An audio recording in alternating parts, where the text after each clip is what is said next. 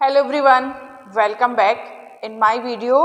तो हम लोग 10th क्लास का ज्योग्राफी पढ़ रहे हैं बच्चे, और ज्योग्राफी में मैन्युफैक्चरिंग इंडस्ट्री और मैन्युफैक्चरिंग इंडस्ट्री का आज का जो हमारा टॉपिक है ना बच्चे, ये इस चैप्टर का लास्ट टॉपिक है। इस टॉपिक के साथ ही हमारा चैप्टर फिनिश हो जाएगा, चैप्टर खत्म हो जाएगा। इससे पहले वाला जो टॉपिक था हमारा, उसमें हमने देखा था कि जो एनवायरनमेंट इतना ज़्यादा डिग्रेड हो रहा है तो उसको कंट्रोल कैसे किया जा सकता है, या कंट्रोल करने के कोई स्टेप लिए जा सकते हैं, उसको कंट्रोल करने के लिए कोई स्टेप लिए जा सकते हैं।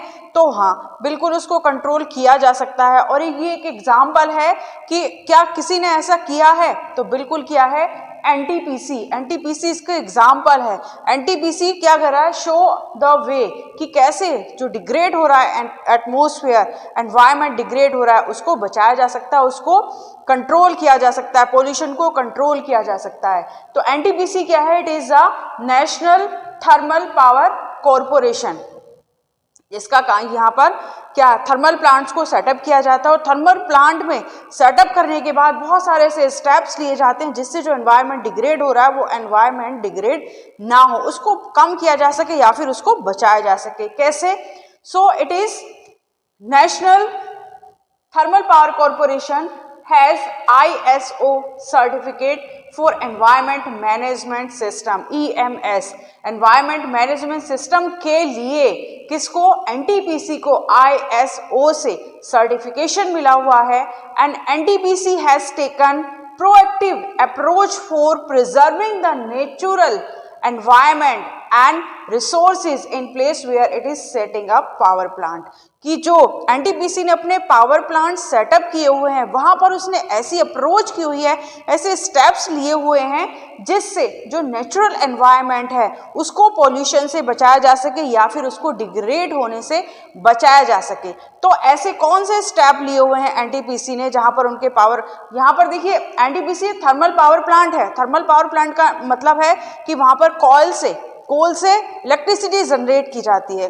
कॉल जल रहा है तो इसका मतलब वहां पर ऐश भी होगी और स्मोक भी होगा। तो उन्होंने ऐसे कौन से स्टेप्स लिए हुए हैं वो देखते हैं।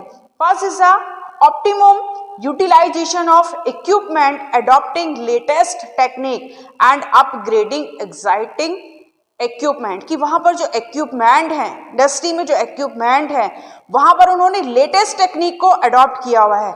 लेटेस्ट टेक्निक को अडॉप्ट करने से कहीं ना कहीं जो प्लांट है या फिर इंडस्ट्री है उसको ऐसा हो सकता है कि जो बेनिफिट है वो थोड़ा कम हो, लेकिन यहाँ पर एनवायरनमेंट को बचाया जा रहा है, एनवायरनमेंट उससे डिग्रेड नहीं हो रहा है।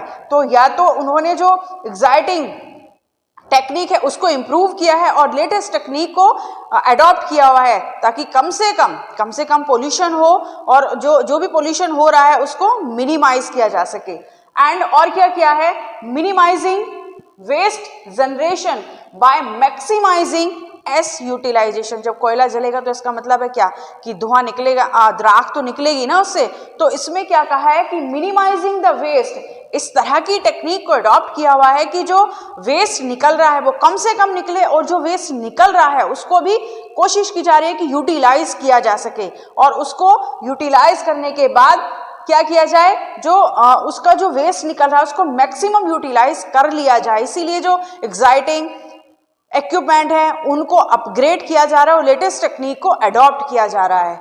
और क्या है, providing green belt for naturally ecological balance. Ecological जो बैलेंस है उसको बनाए रखने के लिए क्या किया है, natural green belt. Green belt क्या है, इट इज एफोरेस्टेशन। की ज्यादा से ज्यादा जहां भी उनके पावर प्लांट है वहां पर ज्यादा से ज्यादा उन्होंने एफोरेस्टेशन किया हुआ है। एफोरेस्टेशन का मतलब प्लांटिंग मोर एंड मोर, कि ज्यादा से ज्यादा पेड़ लगाना, ज्यादा से ज्यादा पेड़ पौधे लगाना।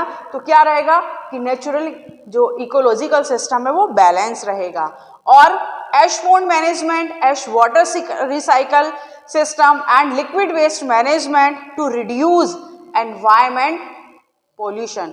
और क्या किया हुआ है उन्होंने, ये सारे पॉलिसीज को अडॉप्ट किया हुआ है जिससे रिड्यूस एनवायरमेंटल पोल्यूशन, जो एनवायरमेंटल पोल्यूशन है उसको कम किया जा सके। कि ऐश पॉन्ड बना लिए, ऐश पॉन्ड बना लिए मतलब कि जो ऐश है वो सूखी ऐश निकलेगी तो क्या होगी, वो एटमॉस्फेयर में उड़ेगी, और उड़ेगी तो वाटर बॉडीज पर भी सेट डाउन होगी और वो अर्थ पर भी सेट डाउन होगी। तो क्या किया उन्होंने कि वाटर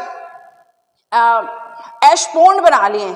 एश पॉन्ड बना लिए कि मतलब यहाँ पर एक इंडस्ट्री है, ये इंडस्ट्री है यहाँ पर, और इंडस्ट्री से क्या निकल रहा है, एश निकल रही है, तो एटमॉस्फेयर में उड़ेगी। तो यहाँ पर कुछ दूरी पर उन्होंने एक पॉन्ड बना लिया है कि यहाँ से वो लिक्विड जा रही है एश, और यहाँ पर वो इकट्ठी हो रही है। यहाँ पर उसको एश को इकट्ठा किया जा रहा है, और इकट्ठा करने के बाद उसको बाद में यूटिलाइज कर लिया जाएगा, उसको फर्टिलाइजर वगैरह बनाने में उसको यूटिलाइज कर लिया जाएगा।